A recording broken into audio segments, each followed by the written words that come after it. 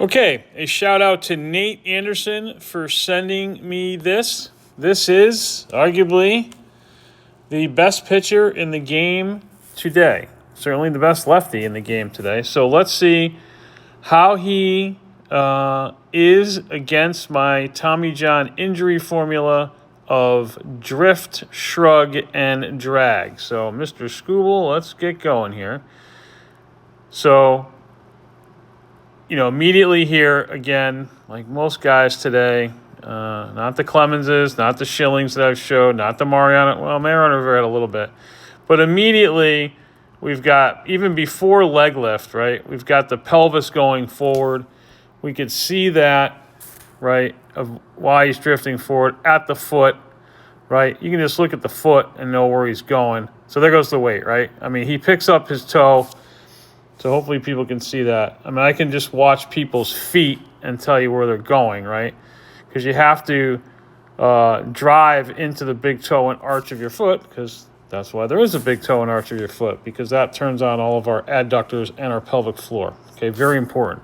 So immediately, I mean, his front foot, his lift leg is, a foot off the ground, and he's already moving home. Okay, so he is a drifter. Okay, so there's no doubt about that. So let's see meaning that I'm not going to teach a kid to do that. Okay, I'm going to teach the drop and drive. So, and you can see at the top, I mean, if we put a line here, right, you go, see, he's already going. That's his first move is to drift. Okay, but let's see what happens. So, gets his foot down pretty quickly. Okay, arm is long, but back there, all right? But look what's happening to the foot, right? So whereas Ohtani, you saw literally drag his medial malleolus and drive it into the ground, Skubal is a little different. Now there he is at front foot strike. I'll back that. Oh, he's not even at front foot strike yet. So let's get him to front foot strike right there.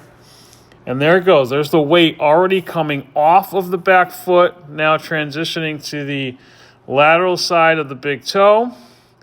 Let's move it. Let's do some frame by frame here. Oh my goodness. What's this? That cannot be. Is that his back foot off the ground? Yeah, I see. Yeah, if there's someone sitting in that chair, we'd be able to see who they are. So, and look at that. What does that do to the layback? Is he over here, like we see most pitchers, right, at this 90 degrees of layback? So just so you know, 90 degrees of layback is 180 degrees of external rotation. 90 degrees past what the joint is normally allowed to go, okay?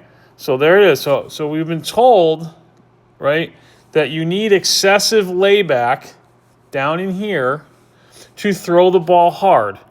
I believe, I don't have my numbers in front of me, but I believe Mr. Skubal is into the upper 90s, okay? So that completely dissolves that theory. And, look at this.